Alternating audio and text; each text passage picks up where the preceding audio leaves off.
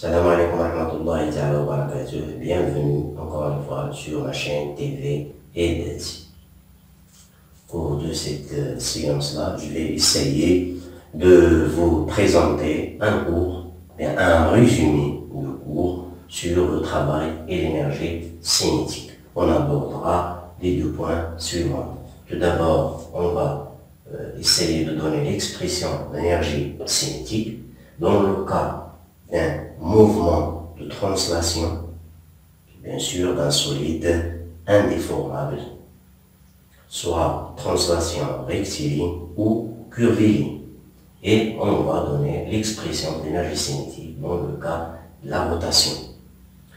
Et deuxième point qu'on va aborder, c'est le théorème de l'énergie cinétique. On va énoncer ce théorème en général et après on va donner son expression, bien sa forme dans le cas du translation et dans le cas du rotation.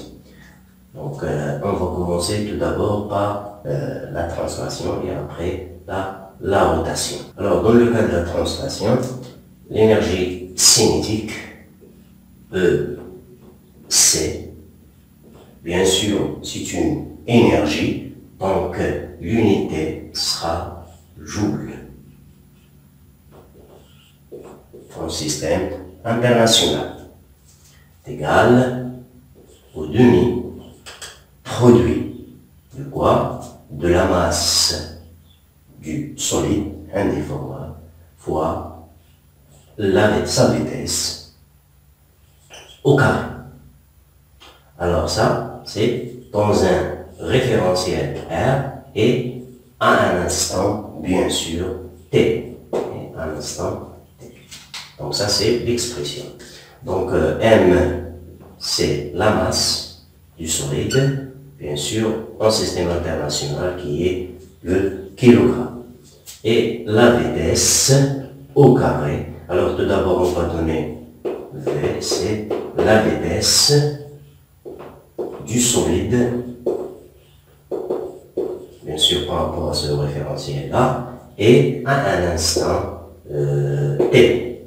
Et à un instant T. On sait bien l'unité de la vitesse, c'est mètre seconde moins 1, c'est-à-dire mètre par seconde. Alors pour V au carré, sera mètre au carré fois seconde moins 1. Alors maintenant, on va passer au cas du rotation. Je signale tout d'abord que, comme petite remarque, que l'énergie cinétique est une grandeur scalaire.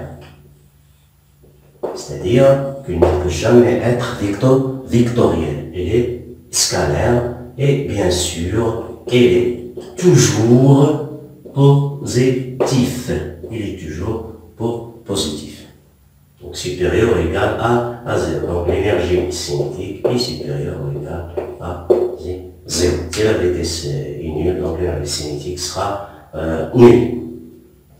Pour la rotation, l'expression, donc l'énergie cinétique, bien sûr toujours en joule, sera égale à 1 demi G delta oméga au carré.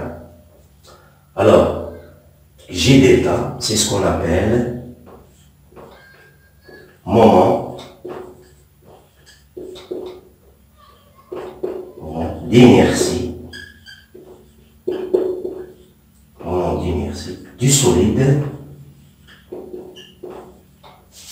par rapport à l'axe de rotation qui est fixe. Bien sûr, on travaille toujours dans le cas d'un solide indéformable en rotation autour d'un axe fixe.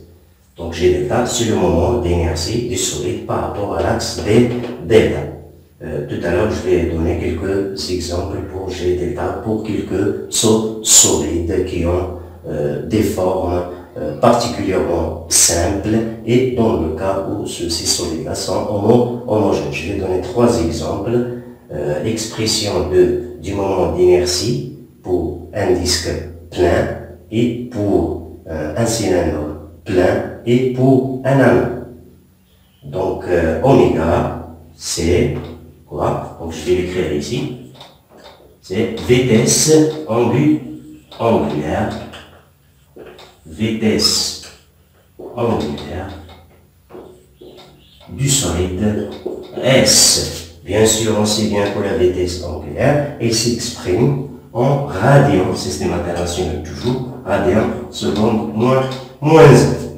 Donc, oméga carré sera en radians au carré fois seconde moins 1 au carré. Donc, ça, c'est l'expression. Comme j'ai dit tout à l'heure, je vais donner quelques exemples pour le moment d'inertie du solide par rapport à l'axe θ. Mais avant, j'ai oublié de donner l'unité. Donc, l'unité en système international, il s'exprime, bien sûr, en kilogrammes, mètre au carré. Kilogramme, mètre au carré. Pour G delta, comme j'ai dit tout à l'heure dans cette première remarque, alors pour G delta, je vais prendre bien sûr un disque plein. Donc un disque plein, tel que bien sûr delta, il est perpendiculaire au disque et passe par son centre de symétrie.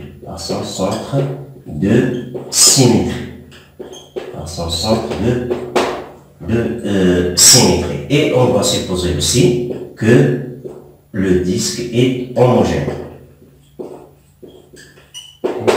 Donc, si ces trois conditions-là sont satisfaites, on peut donner l'expression de G delta par rapport à l'axe delta qui est égal à 1,5 m r au carré. Tel que R, c'est quoi? C'est le rayon du disque.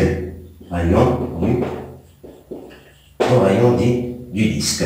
Bien sûr, vous voyez bien, ça sera en kilogrammes et R, c'est mètre carré. Kilogramme, mètre carré. La solution, c'est pour un disque plein. Disque plein, ça veut dire un disque plein, c'est un disque comme ça, plein comme ça, de centre au. L'axe delta sera perpendiculaire à ce disque-là.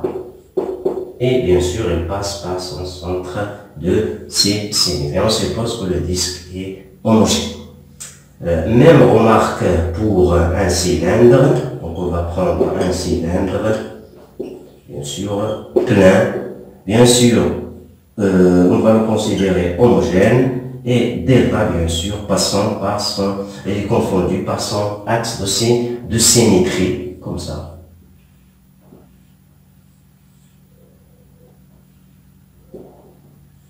C'est l'axe delta. Bien sûr, M, c'est la masse du cylindre. Alors, dans ce cas-là, G delta aussi aura même expression 1,5 m r au carré, tel que R, c'est le rayon R. Ici. Même chose ici, ça c'est R. Voilà, R. Alors, pour un anneau, donc on va prendre toujours même condition, un anneau, on prend l'axe qui passe par l'anneau, c'est quelque chose qui est comme ça, et vide au milieu, c'est comme ça.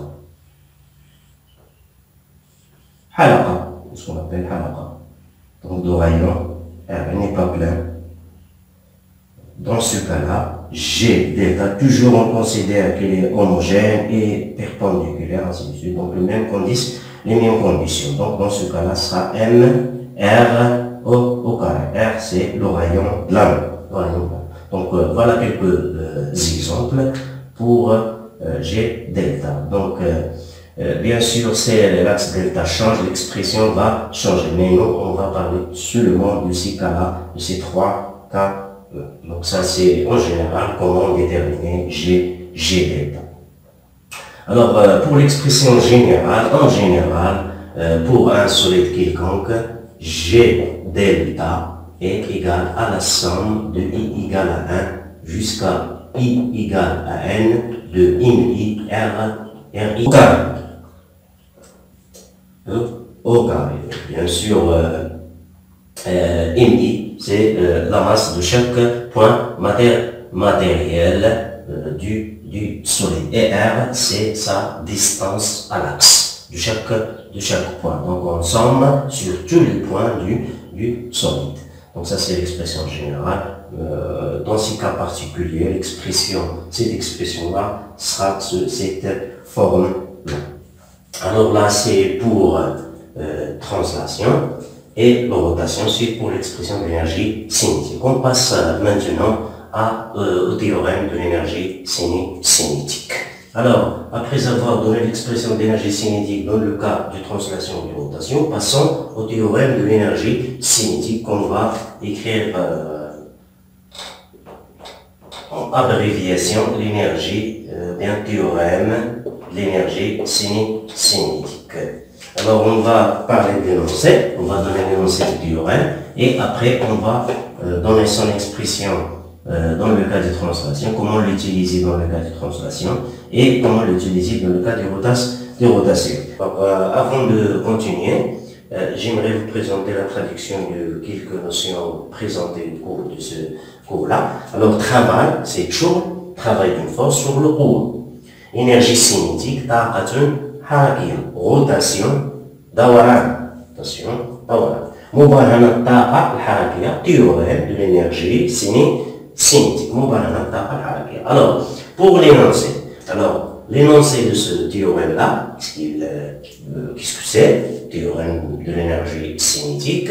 Alors, dans un référentiel galiléen, donc référentiel galiléen, et entre deux instants T1 jusqu'à T2, alors le corps effectue un certain mouvement, soit de rotation, bien de translation, peu importe. Alors, lors de ce delta T, qui est entre 1 et 2, qui est égal à T2 moins T1, la variation de l'énergie cinétique, c'est-à-dire delta EC, entre ces deux instants-là, qui va être égal à EC2 moins EC1, qui est l'énergie cinétique du solide à l'instant T2, moins l'énergie cinétique à l'instant T1, c'est-à-dire entre ces deux instants-là.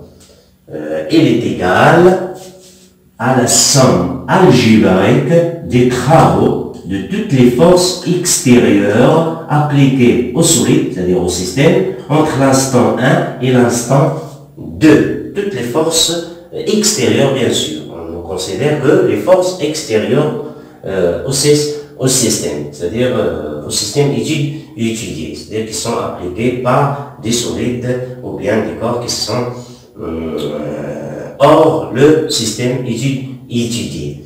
Donc, un sont la force, la somme des travaux, sont algébriques, des travaux entre les deux instants. Alors, voyons explicitant cette expression-là dans le cas du translation. Dans le cas du translation, ça sera delta E, C entre l'instant 1 et 2, qui soit égal, l'énergie cinétique à l'instant 2, puisqu'il s'agit de translation, on va appliquer cette relation-là. Donc, ça sera 1 demi M V2, la vitesse à l'instant 2, au carré, moins 1 demi M, la vitesse à l'instant 1, 2, au carré, qui va être égal, bien sûr, à la somme algébrique de toutes les forces appliquées, à la somme algébrique des travaux de toutes les forces appliquées au système entre les deux instants 1 et 2. Alors, dans le cas de translation, c'est facile. Alors là, dans ce cas-là, s'il s'agit de rotation, la variation d'énergie cinétique entre les instants 1 et 2, bien sûr, on va utiliser cette expression-là. Donc, ce sera 1 demi moment d'inertie du solide par rapport à l'axe de rotation delta qui est fixe, égale W2, oméga 2, pardon, c'est-à-dire vitesse angulaire du solide à l'instant 2 au carré, moins 1 demi G delta oméga 1 au au carré, oméga 1 au carré. Bien sûr, delta EC aura comme unité joule, et bien sûr, G delta, dans les deux cas, sera kilogramme mètre au carré du système international. Et oméga sera en radian seconde moins 1, au carré, ça sera radian au carré seconde moins 2. Alors, comme ça, on peut utiliser cette relation générale dans le cas des translations et dans le cas des rotations. Vous voyez bien que l'expression de l'énergie cinétique va changer suivant la nature du mouvement, qu'il soit translation ou bien rotation. Je signale ici que, je précise ici, que translation, qu'il soit translation rectiligne ou bien curviligne, Même chose ici, translation, qu'il soit curviligne ou bien qu'il soit rectiligne, c'est la même chose. Donc faites bien attention à l'application, bien à l'utilisation de l'énergie cinétique. V, c'est la vitesse du solide à l'instant T. Et bien sûr, là aussi, la vitesse angulaire, c'est la vitesse angulaire du solide à l'instant T. Et comme ça, on arrive à la fin de ce petit résumé du chapitre travail et énergie cinétique. Comme ça, on a abordé tous les points qui sont importants pour nous à ce niveau-là du premier année, bac biof, bien sûr, physique et chimie. On se verra, Inch'Allah, pour une petite application concernant ce cours-là, que je vais consacrer une autre, pour laquelle je vais consacrer une petite vidéo pour un petit peu s'entraîner à appliquer ces relations. Donc, vous avez presque 3 relations, une pour translation, une pour rotation et une pour le théorème de l'énergie cinétique. Donc, à la fin de cette vidéo, je vous remercie et n'oubliez pas de s'abonner à ma chaîne et de partager pour nous encourager à produire d'autres ressources numériques concernant ce niveau-là, premier bac. Donc après, on se verra pour une petite application concernant ce chapitre-là. Donc à tout à l'heure. N'oubliez pas de partager et de s'abonner. Salam alaikum wa rahmatullahi ta'ala wa barakatuh. لا تنسوا الاشتراك في القناة ومشاركة محتوياتها إن أعجبتكم. السلام عليكم ورحمة الله.